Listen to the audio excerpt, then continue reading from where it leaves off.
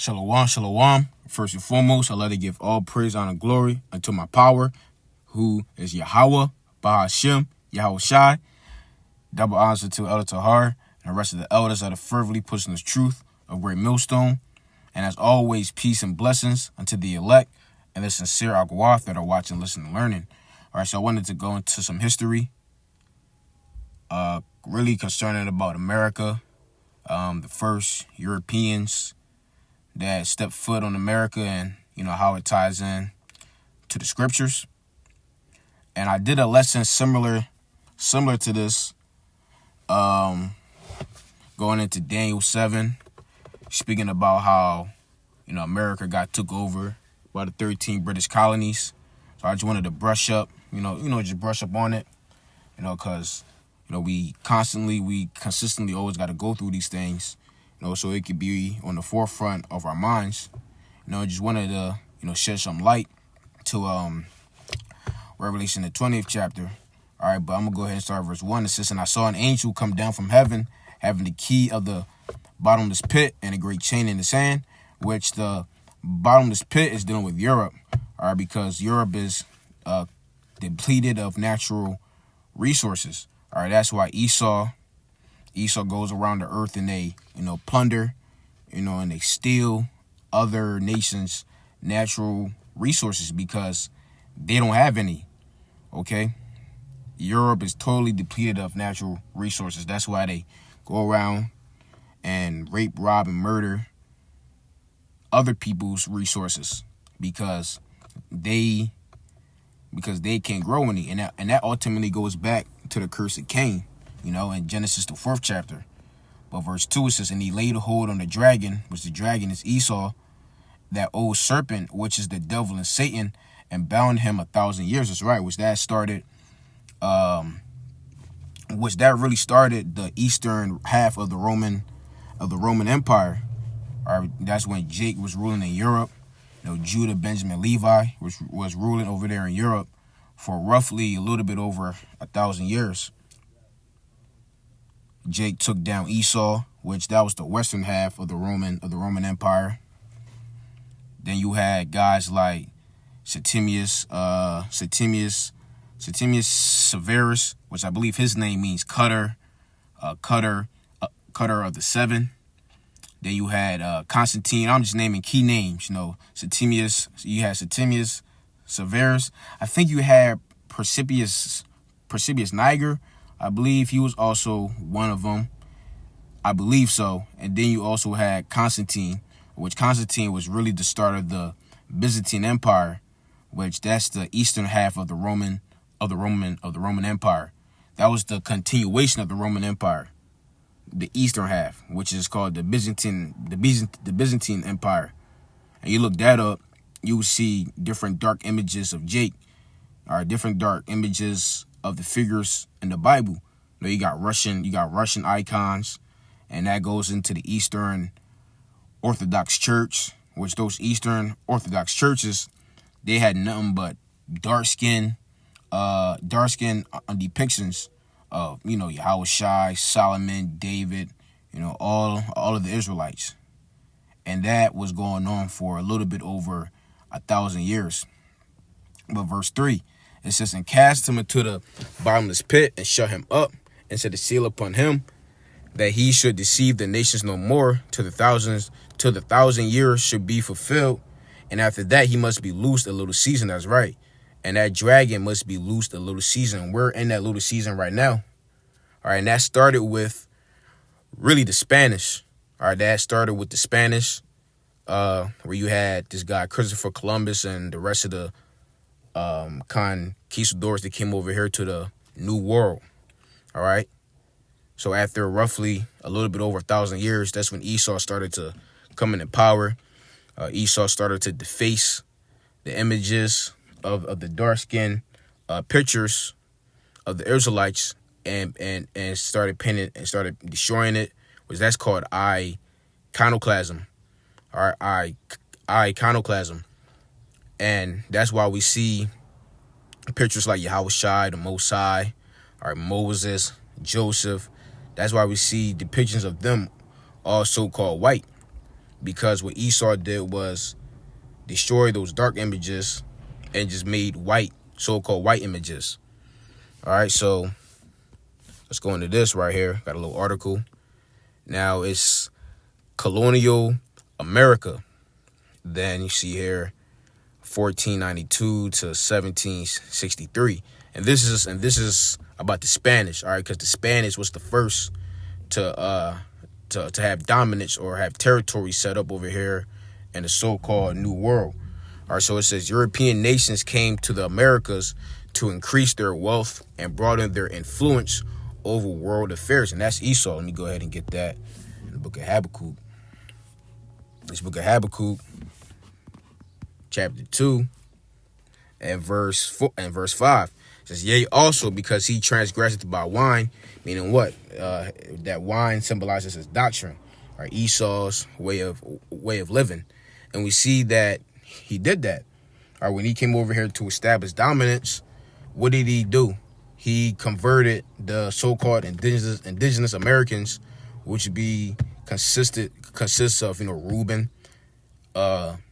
Gad, mainly Reuben, because Florida, that's where Reuben was at, and the Spanish had territories over there in Florida. Are Issachar, Ephraim, which Ephraim was over there in the islands before Benjamin and Levi came. They all turned to what? Catholic. All right, they turned to the religion of Catholicism, based off of Esau influence. All right, and that's what's going to happen in the kingdom of heaven. We're going to convert you. Basically, we're basically going to convert them into our way of living. All right, that's how we're going to establish dominance. Because you have, in order to dominate a nation, you have to civilize them, and that's what they did to us. All right, this devil civilized our people by force, and that's how we're going to carry it in the kingdom of heaven. All right, it's going to be by force. No, we ain't going to ask them, or we ain't going to plead with them. No, we're just going to, hit a scepter over they thick skulls, and have them keep all laws, statutes, and commandments. But it says, yea, also because he transgressed by wine, he is a proud man, neither keepeth at home, who enlarges his desire itself. See that? Who enlarges his desire. Let's go back. What it say right here? It says European nations came to the Americas to increase their wealth and broaden their influence over world affairs. You see that? And that's the spirit of Esau. All right, Esau wants to Edomitize everybody. But we really see that being done by American Edomites, which American Edomites are just a branch off of the British Edomites. It says the Spanish were among the first Europeans to explore the New World and the first to settle in what is now the United States. You see that? So the Spanish were among the first Europeans, because you had the Spanish, then you had France, then you had Great Britain. All right, the Spanish were the first ones to come here. Then you had the French, then you had the British. So it says the Spanish were among the first Europeans to explore the New World and the first to settle in what is now the United States. See that? So they were the first. So when you read Revelation 20, I'm going to read it again. It says, and cast him to the bottomless pit, which is Europe, and shut him up, and set a seal upon him, that he should deceive the nations no more. And that's just letting you know that we had dominance over Esau. All right, Esau was in a lower state, and we were in a higher state. We were ruling over Esau. It says, till the 1,000 years should be fulfilled, and after that he must be loosed a little season. That started with the Spanish. All right, that started with the Spanish Edomites. And then of course you had the French, and then of course you had Great Britain. And right now they're all allies. All right, they're into the NATO and the EU. So we're in that little season of the dragon still to this day. But the rule of the dragon is about to be over. Clearly, we see what's going on. We see what's going on around the world. Esau is losing grip of his empire. So we're in the time of the 10 toes, but the 10 toes is about to be broken up. So just to keep reading on this, it says by 1650, however, England had established a dominant presence on the Atlantic coast. The first colony was founded at Jamestown, Virginia in 1607. Many of the people who settled in the New World came to escape religious persecution. The Pilgrims, founders of Plymouth, Massachusetts, arrived in 1620. See how these devils are saying the founders. All right, let's look up the word founder. Originator. So you see that? A founding father, pioneer. All right. How the hell can they be the originator when the 10 tribes came over here to America first? They were already here. They already established dominance. They already settled here and was living here or having cultures, a society. But that's how you know that this man is the devil. Because he will come here, take it, or he'll go to any place. He'll go to any place when there's already a civilization there, take it over and say, yeah, they were the founders. That's why this devil gotta go into slavery. So it says here, in both Virginia and Massachusetts, the colonists flourished with some assistance from Native Americans. You mean by killing them, murdering them? But it says New World grains such as corn kept the colonists from starving, while in Virginia, tobacco provided a valuable cash crop. By the early 1700s, enslaved Africans, which are Israelites, made up a growing percentage of the colonial population. By 1770, more than 2 million people lived and worked in Great Britain's 13 North American colonies, and that's when Great Britain took over. But remember, the French established territory over here as well. I believe the French had like the Midwest. The French had the Midwest. Of course, France had half of Santo Domingo. Hispaniola, which is modern day Haiti and Dominican Republic. Louisiana is a part of that. New Orleans, of course, because that's in the same territory. Chicago, which is the Midwest, right? So let's go here. It says Spanish colonization of the Americas. The Spanish colonization of the Americas began under the Crown of Castile and was spearheaded by the Spanish conquistadors. The Americas were invaded and incorporated into the Spanish Empire, with the exception of Brazil, British America, and some small regions of South America and the Caribbean. Why? Because you had the French over there, and you also had the British over there, or which you have something called the Dutch. The Dutch West Indies. Well, the Dutch is basically Britain. Now you have like Jamaica. Now in Jamaica, instead of driving on the left hand side, they drive on the right hand side. Why? Because they were taken over by the British. So it says here, the Crown created civil and religious structures to administer the vast territory. The main motivations for colonial expansions were profit through resource extraction and the spread of Catholicism through indigenous conversion. See, that's a resource extraction. Let's see what that is. Let's see. Let's see what. Let me go ahead and type that in. All right, resource extraction. Let's see what that say. Resource X. Let's see what that say. All right, so boom. Resource extraction refers to activities that involve withdrawing materials from the natural environment. And that's what Esau did.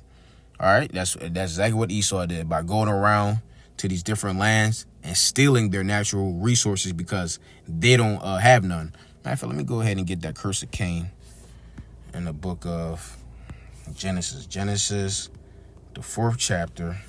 You grab the NLT real fast. See what it says in there. Genesis 4 and verse. Let me see here.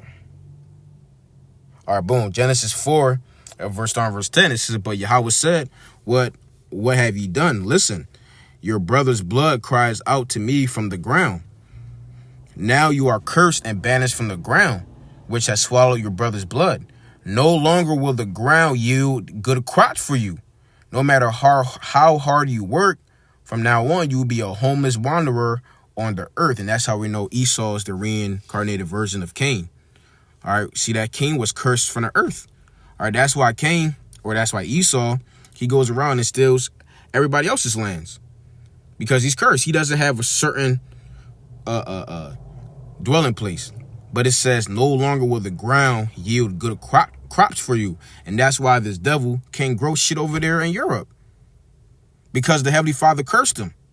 Okay? He cursed the ground. That's why he got to have Issachar, Zebulun. That's why they got to be like the farmers. Because Esau, he can't do it. And that's why the fruits and vegetables that we have is completely depleted of natural resources. Esau doesn't know what the fuck he's doing. That's why you got to inject the food with antibiotics. That's why he gotta grow GMOs, because the Heavenly Father cursed him. And man, this devil is cursed, man. All right, and this devil think he's so smart. He try to wiggle around his curse. But that's why everybody is so affected over here, man. Because this devil doesn't know what he's doing. See? So now let's go back. So now let's go back to this. Now let's go to indigenous conversion.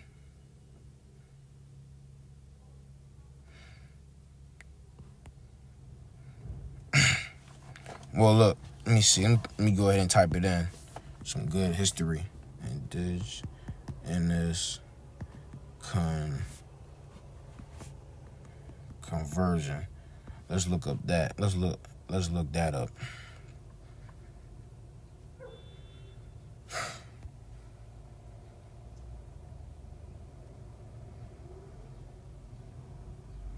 Let me see.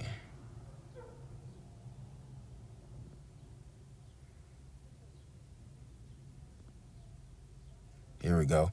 It says, all right, look, I'm gonna read the first paragraph. It says, so the title of this is First Encounters Native Americans and Christians. It says diverse Native American religions and cultures existed before and after the arrival of European colonists, which they were into idolatry, yes, but they were also worshiping the Most High. Like for instance, Issachar, they had a god known as Quetzalcoatl, which was a dark-skinned man. Let me go ahead and look it up. A dark-skinned man on the cross. Y'all do not know how to spell it. Quetzalcoatl on cross. Which that was a Aztec god. So you see that? So here we go. This is one of the gods, one of the idols of Issachar, Quetzalcoatl. See, look at this. A dark-skinned man being hung on a cross with a spear in the side. Who was that? Our Lord, Yahweh Shai. See, look at this. A man carrying his own cross. That's our Lord right there. Why? How? Because Issachar, Ephraim, Zebulun, which Zebulun called them Kokokin. They call Yahweh Shai Kokokin. They had a depiction of a so-called dark-skinned man on the cross, which is our Lord, Yahweh Shai. Why? Because Yahweh Shai actually came and taught them. Yahweh Shai actually revealed himself to the so-called indigenous Americans. I believe the Native Americans called the Most High the Great Spirit, and they called him Yah. All right, they used to chant around the fire and call on the name Yah. Why? Because they knew that they were Israelites. See, they know that they were Israelites. So it says diverse Native American religions and cultures existed before and after the arrival of European colonists. In the 16th to 17th century, Spanish conquistadors and French fur traders were generally more violent to Native Americans than were the Spanish and French missionaries. Although few Native Americans trusted any European group, the majority of early colonists did not recognize the deep culture and traditions of native peoples, nor did they acknowledge the tribe's land rights. The colonists sought to convert the native people in the New World and strip them of their land. And by conversion, they would do what? They would put certain Native Americans to death to scare other Gadites, Reubenites, Issacharites, Ephraimites, and to convert. That's what they would do. And that's what Esau used to do to Jake, who used to run away from the plantations. When they caught them, they would put them to death to put fear and the rest fear on the rest of the Jakes so that they wouldn't run away. They say, like, look, this is the consequence if you try to flee slavery. Well, that's what Esau did to the so-called Gadites, the Reubenites, Issacharites. They would put certain of them to death to instill fear in the other ones so that they would convert. Then, of course, you probably had some of them willingly converted. They ain't even had to do nothing. They just went ahead and bowed down. Right? So that's the whole religious conversion right there. And up until now, Jake is still up in the Christian church. Now, you do have a lot of Israelites, they're leaving the church. They say that it's bullshit. Like this one Judite brother I seen on TikTok, man, he was saying he wasted 40 years of his life in the church. 40 years in his life, he said. But now he doesn't believe in the Most High or nothing, which that's clearly off. The Most High is clearly real, but Jake mind is fried off this bullshit that they've been learning for about over 500 something years. All right, so let me go back to this. So now I want to skip down to here. It says, in the early 19th century, the Spanish Wars of Independence resulted in the secession and the subsequent division of most Spanish territories in the Americas, except for Cuba and Puerto Rico, which were lost to the United States in 1898. Following the Spanish-American War, the loss of these territories ended Spanish rule in the Americas, right? So you had the Spanish-American War, and those territories were given up to who we know as the Americans today, which the Americans are just the 13 British colonies that rebelled against Great Britain. So what does it say right here? It says, after the American Revolution, the term British North America was used to refer the remainder of Great Britain's possession in North America.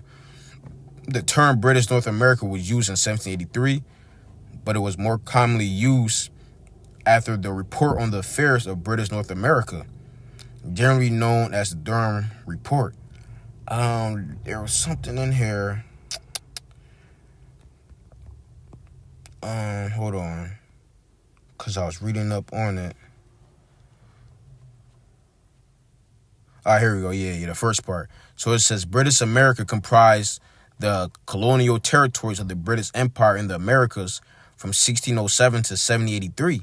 These colonies were formerly known as British America and the British West Indies before the 13 colonies declared their independence in the American Revolutionary War and formed the United States of America. So you see, so that's how America became America, or through the Declaration of Independence of the 13 British colonies, and they were patriots, basically. They were patriots, which patriots were the ones that rebelled against Great Britain. And they had the loyalists that stayed loyal to the rulership or the dominance of England. And they fought, Patriots won, and now we have here America. So that goes into Daniel, the 7th chapter. This is Daniel 7 and verse 8. It says, I considered the horn, and behold, there came up among them another little horn, which that little horn is dealing with America. Okay, before whom there were 3 of the first horns plucked up by the roots. And those 3 other horns are dealing with the Spanish in order. The Spanish, the French, and Great Britain. All right, because the 13 British colonies, all right, which turned into the Americans, they had to take down the Spanish. We seen the Spanish American War. They had to take down the French. They had to take down Great Britain. And that's how they rose. And that's how they rose to dominance over here in America. So it says here, and behold, in this horn were the eyes like the eyes of man, and a mouth speaking great things. And we see this devil, they speak great things. See? So let me go over here now. Revelation, the 6th chapter, I believe. This Revelation 6 and verse 7. And when he had opened the 4th seal, I heard the voice of the 4th beast say, come and see. And I looked, behold, a pale horse, and his name that sat on him was Death. That's right, because clearly, wherever this devil go, there goes death. Hold on real quick. These niggas walking past. All right, when Esau came over here to the New World, what happened? Just nothing but death. Nothing but death. Death to our people, and even death to their people. So it says, and hell followed him with him, and power was given unto them over the 4th part of the earth. And what's the 4th part of the earth? America. Or you can look up books. You go ahead and type it in. The 4th part of the world.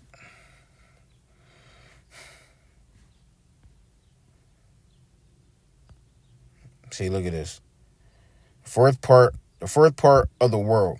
The race to the ends of the earth, and the epic story of the map that gave America its name. See that? So the 4th part is done with North America. That's the 4th part.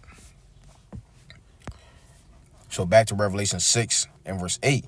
And power was given unto them over the 4th part of the earth. That the earth is given to the hand of the wicked, to kill with the sword, and with hunger, and with death, and with the beasts of the earth. And that's what Esau did, and that's what Esau is about to do again.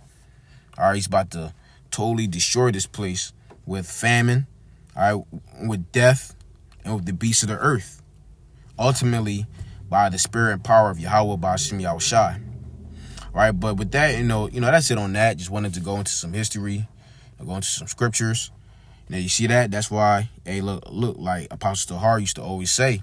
He used to always say, you gotta know your history so that you can understand these prophecies. All right.